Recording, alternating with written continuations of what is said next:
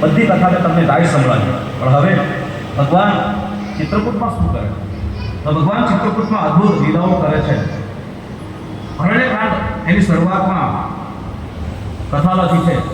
ઇન્દ્રપુત્ર જયંત એ ભગવાનમાં એને મોહ ઉત્પન્ન થયો છે, ભગવાનમાં શંકા ગઈ છે, અને પછી ભગવાનની પરીક્ષા કરવા જાય ને ત્યારે સીતાજીને ચાંચ મારે ભગવાને એક તણખલું છોડ્યું છે, અને તણખલાનું તીર છોડી અને જયંતની એક આંખ ખોલી નાખી. એને બોધ આપ્યો છે, એક દ્રષ્ટિ કરી નાખી છે. પણ પછી આ બધું બન્યા પછી ભગવાનને એમ થવા લાગ્યું કે હવે લોકો મને ભગવાન તરીકે ઓળખવા લાગ્યા છે, મારે હવે ચિત્રકૂટથી બીજે જગ્યાએ જવું છે. અને આ રીતે વિચાર કરીને ભગવાન ચિત્રકૂટથી સ્થળાંતર કરવાનું વિચાર છે. એમ કહેવાય છે ભગવાન ચિત્રકૂટમાં 14 વર્ષમાંથી 13 વર્ષ ચિત્રકૂટમાં રહ્યા છે, અને પછી 13 વર્ષ પછી વિલોની વિદાય લઈ અને ભગવાન ત્યાંથી નીકળ્યા છે. રામ, લક્ષ્મણ, વૈદેહી ત્યાંથી આગળ નીકળે છે, અત્રિ ઋષિના આશ્રમમાં આવ્યા છે. અને આ પ્રસંગે અત્રિ ઋષિએ ભગવાનને અદ્ભુત સ્તુતિ કરી છે, ફળફૂલ અર્પણ કર્યા છે. भगवान का एक रात्रि रोकाया है, बड़ी अच्छी स्तुति है, एकाध पंक्ति.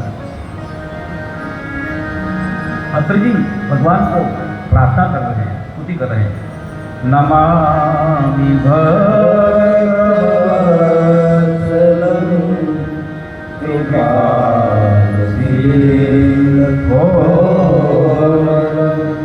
भजामि ते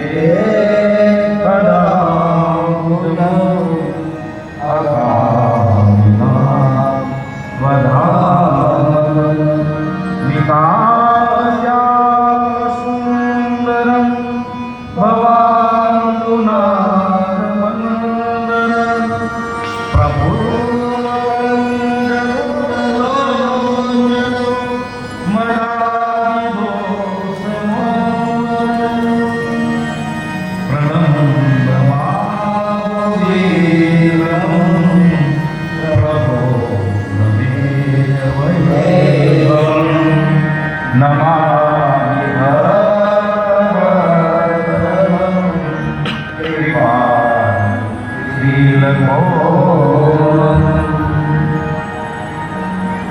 અત્રિએ ભગવાન સુંદર સ્તુતિ કરી છે. એક રાત રોકાયા છે ભગવાન.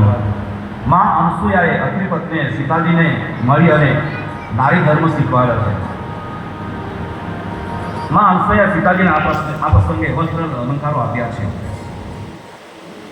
સીતાજીએ ભેટ સ્વીકારી છે. બીજા દિવસે રામ, લક્ષ્મણ અને સીતા ત્યાંથી આગળ વધ્યા છે. રસ્તામાં વિરાટ